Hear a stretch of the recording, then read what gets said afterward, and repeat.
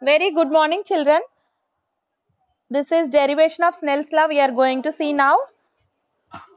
Here just observe an analogy. So let us imagine that a person has fallen out of boat and in screaming for help in the water at a point B. Here the person B. Here the person at point B. He is screaming for help. And the line marked this X marked through point X is shoreline. This is the shoreline. And let us assume we are at point A. We are the observers at point A on the shore and we saw the accident. In order to save that person, we need to travel certain distance on land and then afterwards certain distance in water we need to swim to save this person B. So here person B fallen out of boat and he is screaming for help. And we are the observers at point A and this is the shoreline. So for the concern of this person, for saving, we need to help this person. So for that, first we need to travel certain distance on land and then certain distance in water we need to swim. So here we know that we can run faster on land than swim in water. Yes, swimming in water is taking more time than walking or running faster. Running is faster than swimming. So that's why we can run faster on land than we can swim in water. So here, greater distance on land we need to select. Greater distance we need to travel on land and shorter distance we need to swim. Shorter distance in the water, it is better to swim in water shorter time. So that's why here I am selecting. Very good morning, Arun Kumar. Why you came late? So yesterday, okay. Yesterday also you missed. Here this is the shoreline X and this is water. Inside from the boat a person fall down, Arun Kumar. Here a person fall down. Here we are the observers. We are here. We are the observers and this point to this point we need to find out the distance. So here we want to save this person. Where the point B, one person searching for help. He is screaming for help and we are here. And so for that purpose, first we need to travel certain distance on land and certain distance we need to swim to catch this person. Yes, to save this person. And we know that the running on the land is faster than swimming in water. Is it, Arun Kumar? Is it correct? Running on land is faster than swimming. So first we need to select the path greater distance on land, then shorter distance in water we need to select. Like that path we need to select. Greater distance land మీద ఉండేలాగా, shorter distance water లో ఉండేలాగా path select చేసుకోవాలి మనం. Yes? So here I am drawing the diagram. This diagram is most important. Only once I will draw. Just see. Here the point A and from this the observer is watching this. And here person B is here. So person B is here. I am taking B. Here to here just the direct path we are considering like a straight line. So here point B we are taking and two possible distances. Here longer distance on the land we need to select. Yes, on the land longer distance we need to select. And these are the two paths, children. So here from point D I am taking here. This is point C. Like that, two types of distances I am taking. Okay. Two types of paths. And which one is better? Longer on the land it should be. And here I am drawing two perpendicular lines. Normal lines from point D and point C. So among these ADB and ACB, which one is better? By thinking and by understanding longer distance on the land ఏది ఉన్నది రెండిట్లలో AD ఎక్కువ ఉంటుందా ACయా ACB while we are observing while observing ACB. While observing ACB, AC on the land is more distance. Yes, more distance than AD. AC అనేది AD కన్నా ఎక్కువ. And while comparing the path ADB, it is taking extra space in water here. This is F. I am taking this one as this distance is extra distance. If we draw a perpendicular line from DB, draw perpendicular line. This is the symbol for perpendicular. Okay na? Perpendicular line from C to DB. DB మీదికి perpendicular line గీసుకోండి ఇక్కడ. So here we will get F. So this is the extra distance we need. So ADB path gets DF extra distance in water. Extra distance in water than ACB. So we need to reduce this distance first and draw a perpendicular line from D to the line AC. Next, draw perpendicular line from D to AC. So this one is the perpendicular line here I am drawing. And we know that this is the angle of incidence here. This is the angle of incidence I am taking. So this is the angle of incidence I, and this one is the angle of refraction R we are taking. Actually this is R. And here I am taking R again. This one is R.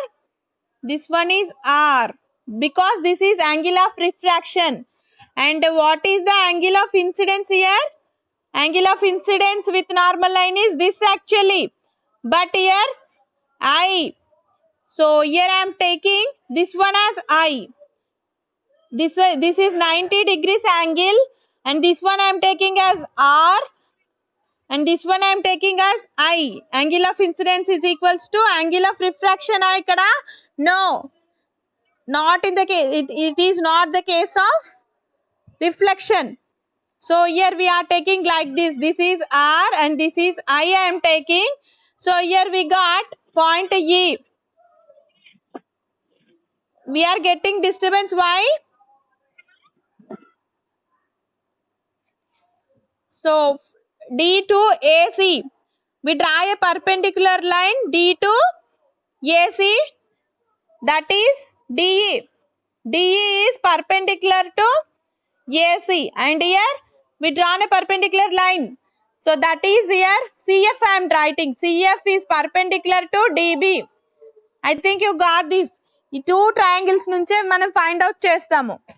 Here let us time taken to travel from E to C. Let E to C time taken to travel from E to C and D to F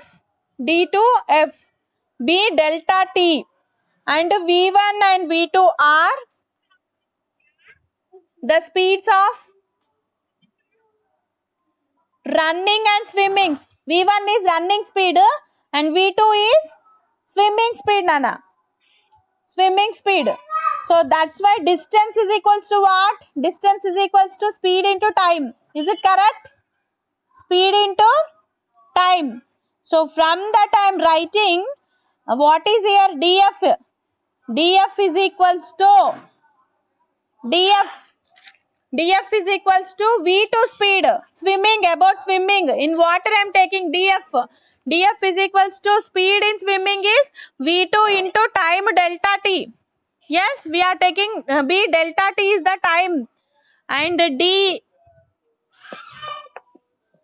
EC is equals to or CE is equals to here V1 into speed V1, running speed V1 kada, so V1 into delta T. So taking the ratio EC EC by DF is equals to V1 D delta T by V2 delta T. Delta T will get cancelled. Implies EC is equals to EC by DF is equals to V1 by V2. Keep this one as equation number 1. Put this one as equation number 1. Okay? Let I and R be the angles measured between path, between the path ACB, between the path ACB and normal. So here I am taking the angle between ACB and normal. ACB and normal. ACB is this one. So let R be the angle of refraction, and which is perpendicular to the shoreline. Perpendicular to the shoreline. And here we are taking this one as R and this one as R. And this one as I, and at the same time this one as I. So I and R be the angles measured between the path ACB and normal line. NN, perpendicular to the shoreline. Can you find sin I and sin R by figure? So here observe the diagram. In that diagram I am taking first perpendicular line to the triangle. Which triangle I am considering here? From triangle DEC. This triangle I am drawing, children. So DEC దగ్గర I ఎక్కడ ఉన్నదనా? So E అనేది ఇక్కడ ఉన్నది 90 degrees. D ఇక్కడ. C ఇక్కడ. So here I am taking 90 degrees. Here I am taking. So what is the sin theta value? Sin theta is equals to opposite side by hypotenuse. Hypotenuse. So ఈ రెండిట్లలో opposite side ఇది నానా. Opposite side. This is adjacent side. Angle ki I angle ki adjacent unnadi, adjacent avutundi. Daniki opposite unnadi, opposite side. This is hypotenuse. Hypotenuse avutundi. Substitute cheyandi. Sin I is equals to opposite side means CE or EC. EC by hypotenuse DC. Okay? Is it okay, Arun Kumar? Sin I is equals to EC by DC. I am keeping all these values aside properly. You should understand. Next I am considering triangle from triangle CDF. CDF I am drawing. CDF means this one, Anna. CDF. Here this is the 90 degrees angle. So DF. Here where is that angle R? C. At C we are taking angle R. So likewise, like this it is. C, E, here D I am taking. D. Here angle R we are taking. So likewise sin R is equals to what, Nana? Opposite side DE. Opposite side DE by E na F. F we are taking here. D, F here. So DF by opposite side DF. Is it correct, Arun Kumar? This is adjacent side. This is hypotenuse. Hypotenuse. So DF by DC I am taking. Sin R is equals to DF by DC. Put this one as equation number 2 and this one as equation number 3. From equation from 2 and 3, sin I by sin R is equals to sin I value what? EC by DC. EC by DC by DF by DC. So I am rewriting like this. EC by DC into. So if we write this to the numerator, the reciprocal will come. DC by DF. So DC will get cancelled. EC by DF is the answer here.